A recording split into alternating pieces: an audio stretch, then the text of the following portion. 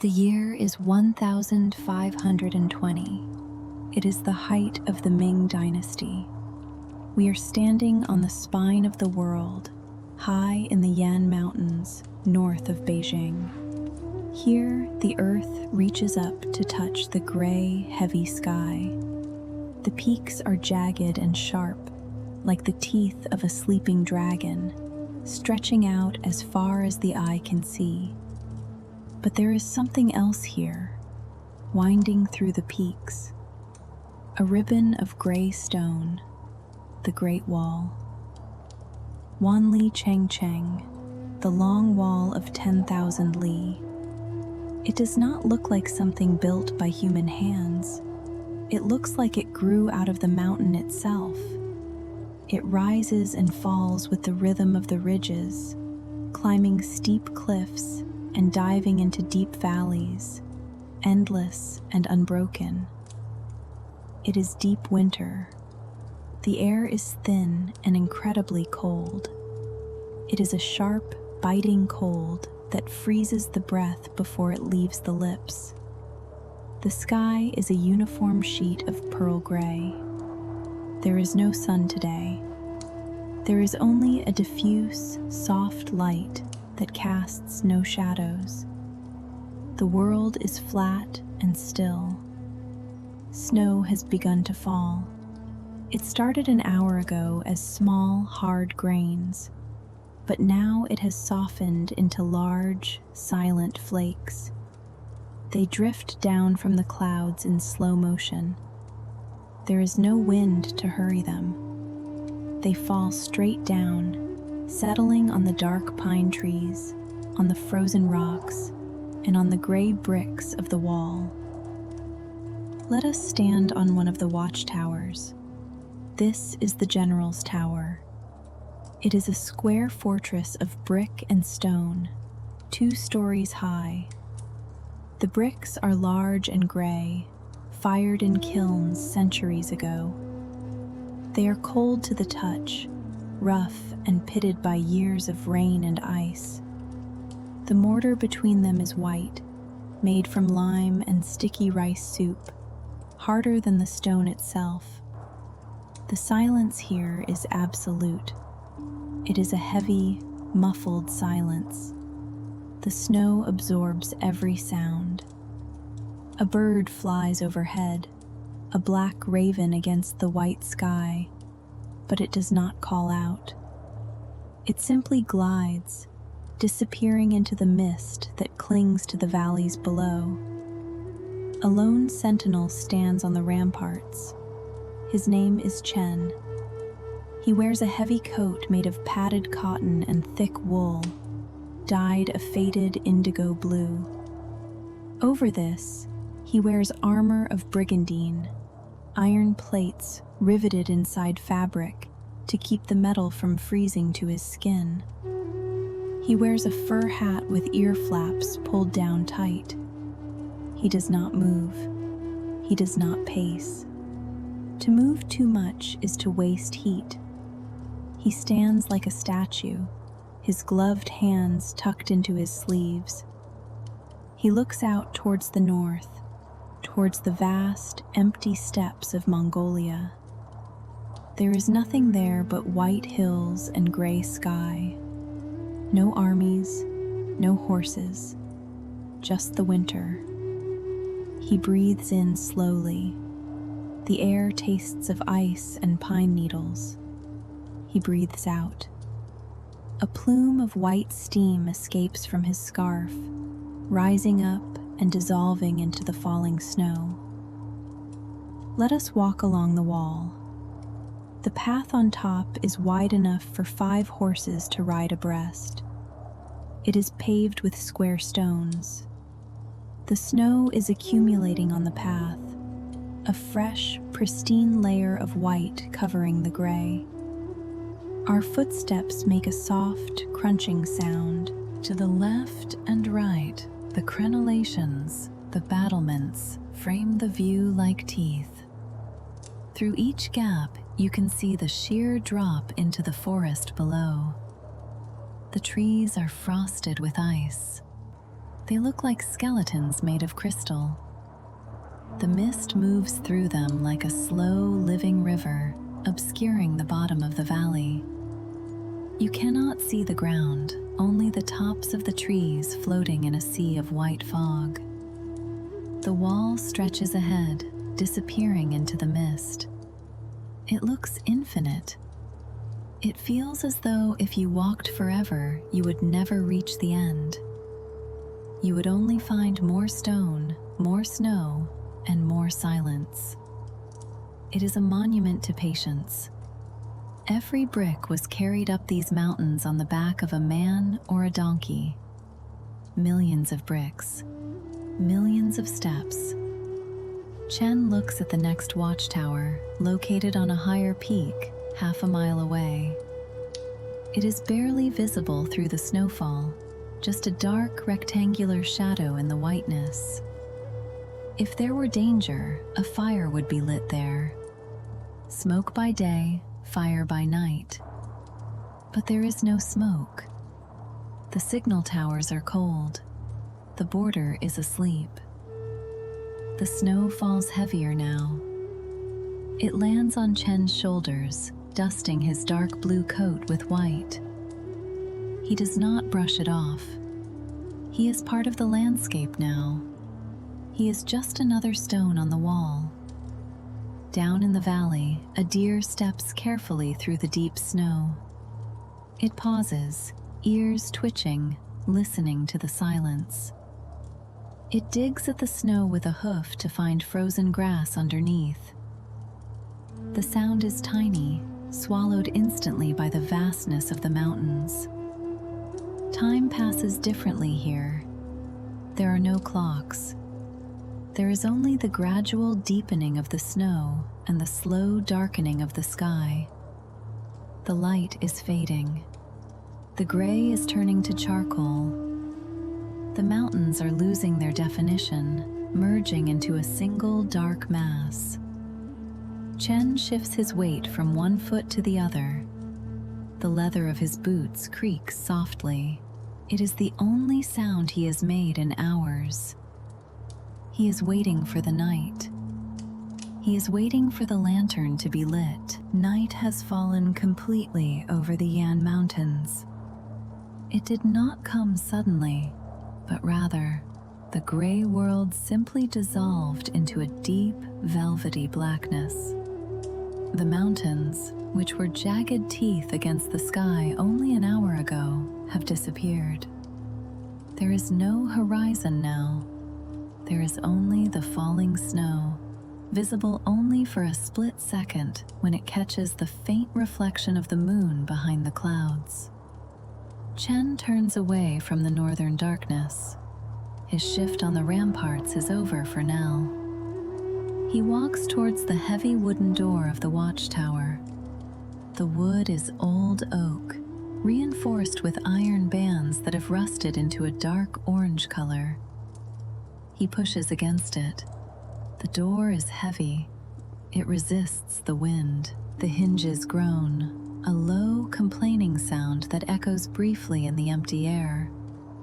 He slips inside and pushes the door shut behind him. The latch falls into place. The sound of the wind is instantly cut off.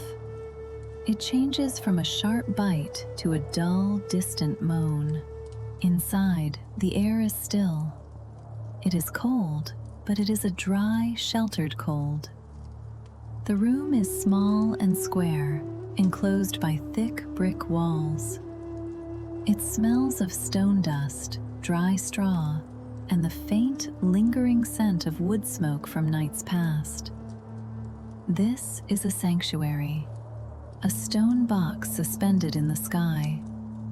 Chen moves to the center of the room, where a small circular fire pit is built into the floor. A pile of dry pine branches and charcoal sits waiting. He removes his thick fur gloves, placing them on a wooden stool. His hands are red from the cold. He rubs them together. He kneels by the hearth. He takes a piece of flint and a steel striker from his belt pouch. He He holds a small pinch of dried moss, tinder, between his fingers.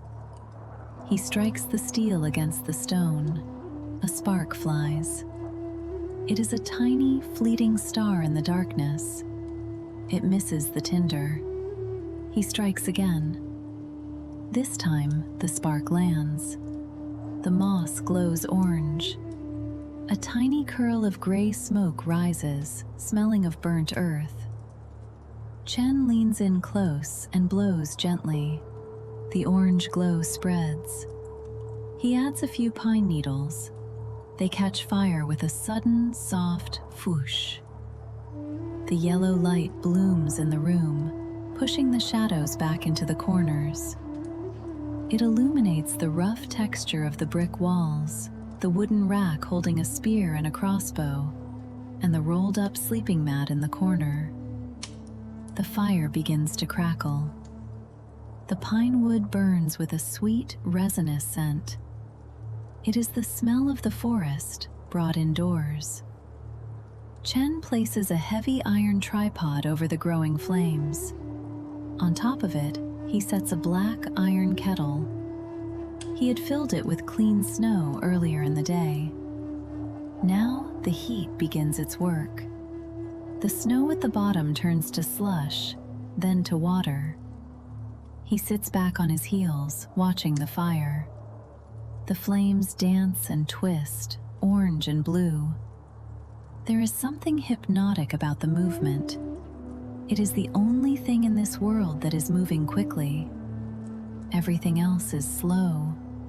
Everything else is frozen. Outside, the wind is picking up.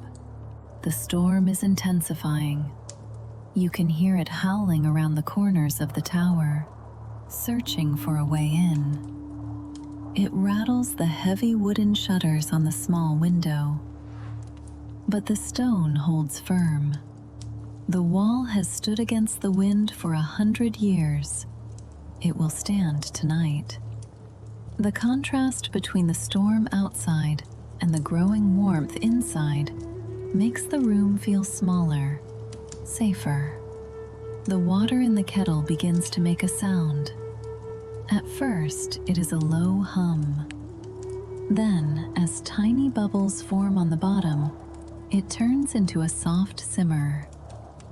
Finally, it reaches a boil.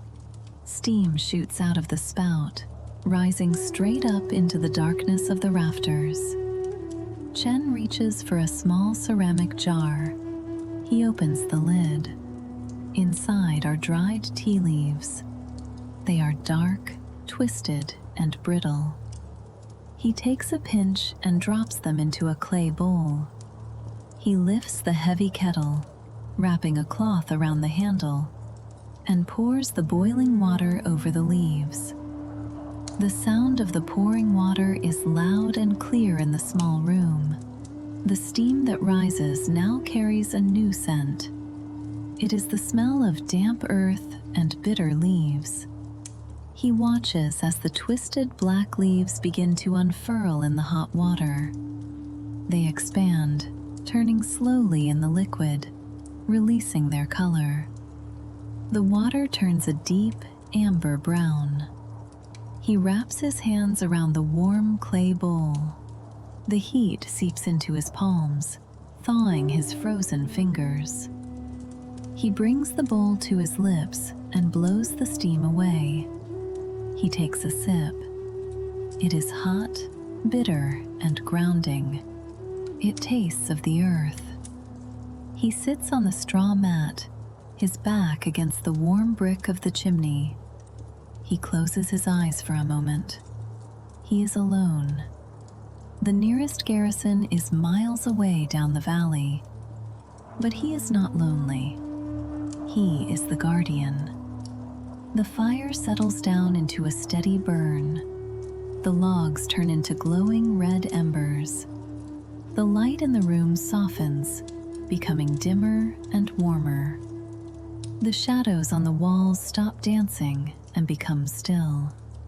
Chen listens to the night, the crackle of the embers, the slow, rhythmic breathing of his own chest.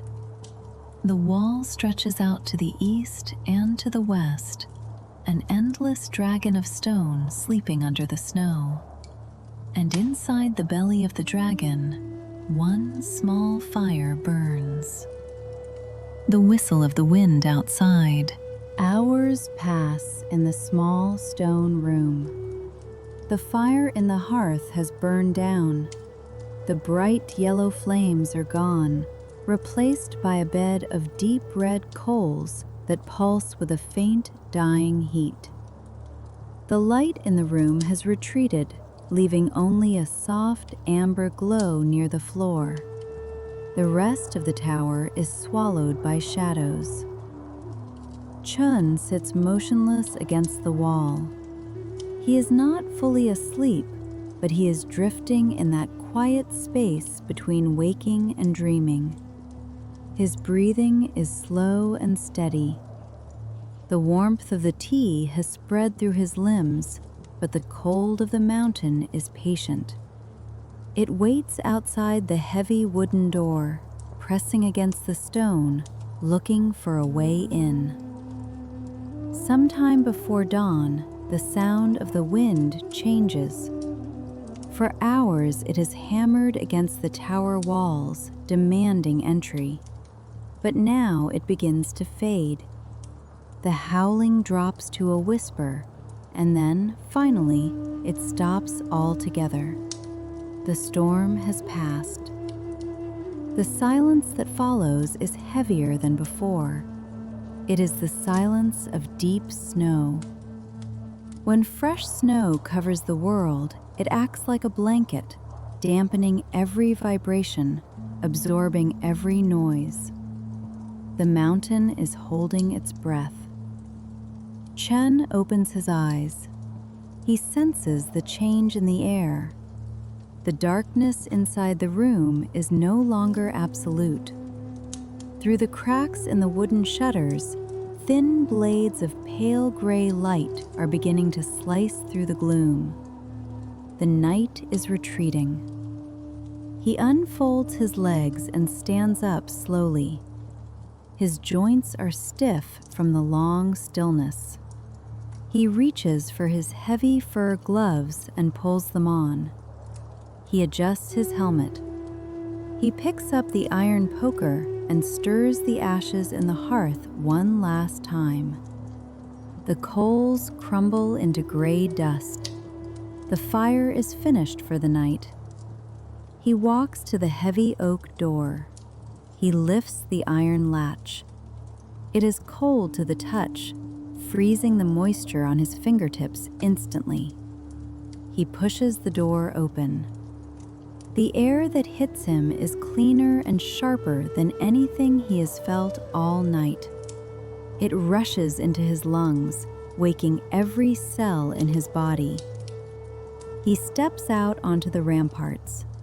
The world has been transformed. Yesterday, the mountains were gray and brown, sharp rock and dark pine. Today, they are pure white. The snow has covered everything. It has smoothed out the jagged edges of the peaks. It has filled the valleys. The pine trees are now just white cones, bowed down under the weight of the ice. The Great Wall itself has disappeared under a pristine layer of snow. It is no longer a gray dragon. It is a white river of ice winding through the mountains. The path is unbroken. There are no footprints, no animal tracks, just a perfect, smooth surface stretching out to the horizon. The sky above is clearing. The heavy storm clouds are breaking apart, drifting slowly towards the south like retreating armies. Behind them, the sky is a pale, crystalline blue. It is the color of frozen water. To the east, the light begins to change. The gray turns to a soft lavender, then to a delicate pink. The sun is approaching the rim of the world. Chun watches the highest peak in the distance. Suddenly, the very tip of the mountain catches the light. It glows with a brilliant golden fire. The light flows down the mountainside like liquid gold, touching the snow, making it sparkle with 1,000,000 tiny points of light. The sun rises fully. It is a cold winter sun, bright but distant. It illuminates the vastness of the empire.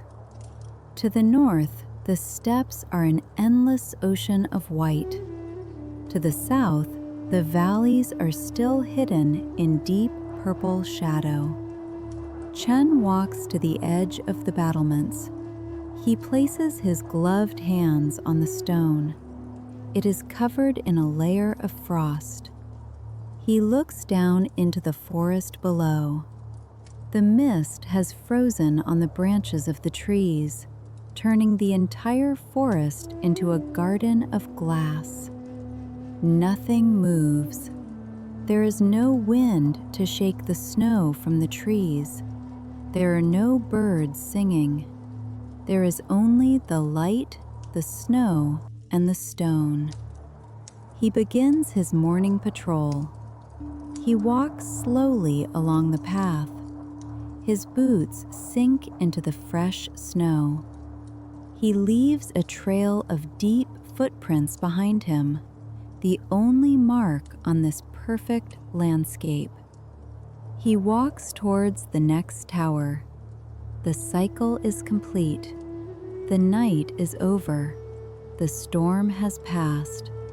The wall stands silent and white, watching over the mountains as it has for centuries, and as it will for centuries to come. Time loses its meaning in the darkness of the stone tower. Hours drift by, marked only by the slow cooling of the air. The fire in the central hearth has long since surrendered to the cold. The bright, dancing yellow flames that warmed the room earlier are gone.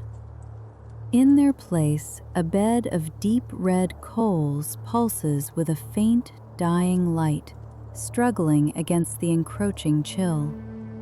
The heat in the room has retreated into the floorboards, leaving the air sharp and brittle.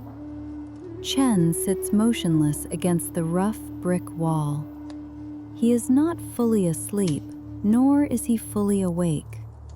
He drifts in that quiet gray space between consciousness and dreams.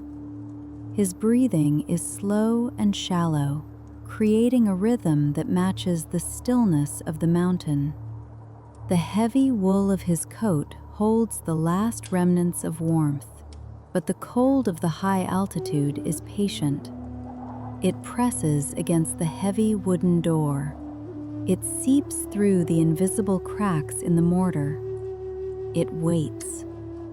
Sometime before the arrival of the true dawn, the atmosphere shifts.